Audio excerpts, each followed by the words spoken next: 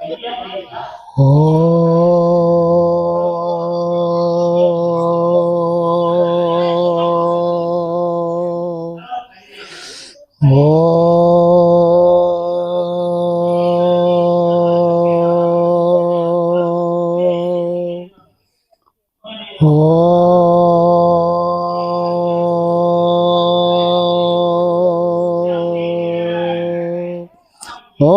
అద్వైత బోధ సిద్ధాంతం పూర్ణబోధోపదేశికం శిష్య సన్మార్గ కాంక్షాయ బోధానందయతేయ నమః.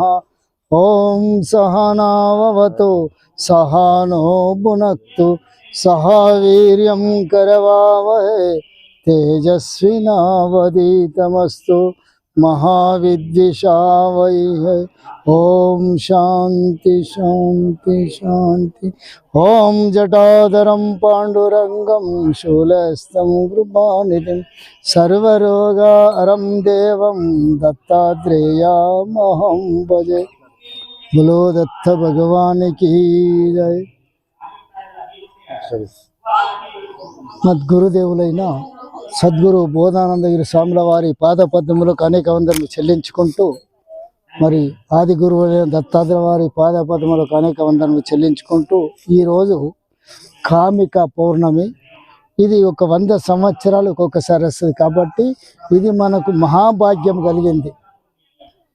ఎన్నో జన్మలు చేసుకున్నా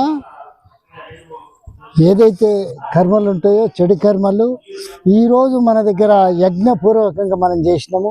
ఎందరో మంది పవిత్రమవుతున్నారు కాబట్టి ఈరోజు కామిక పౌర్ణమని మనం చేసుకున్నాం.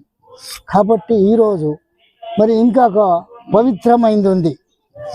ఎందుకోసం అంటే మా బ్రహ్మ విద్యా ఆశ్రమం స్థాపించి దాదాపు 60-65 సంవత్సరాలు మా గురుదేవులు సద్గురు బోధానందగిరి స్వామి దీన్ని శంకుస్థాపన చేసి యొక్క ఆశ్రమాన్ని బ్రహ్మ విద్యాశ్రమం పేరు పెట్టి మా అందరికీ కర్మ, భక్తి, జ్ఞానము, వివేకము, వైరాగ్యము కల్పించి వారి యొక్క వైరాగ్యం వల్లనే త్యాగ స్వరూపాన్ని మేము తెలుసుకున్నాం. కాబట్టి ఆ త్యాగాన్ని మేము ఇప్పుడు ఇక్కడ భక్తులకు అందరికీ విన్నవించుకుంటున్నాం.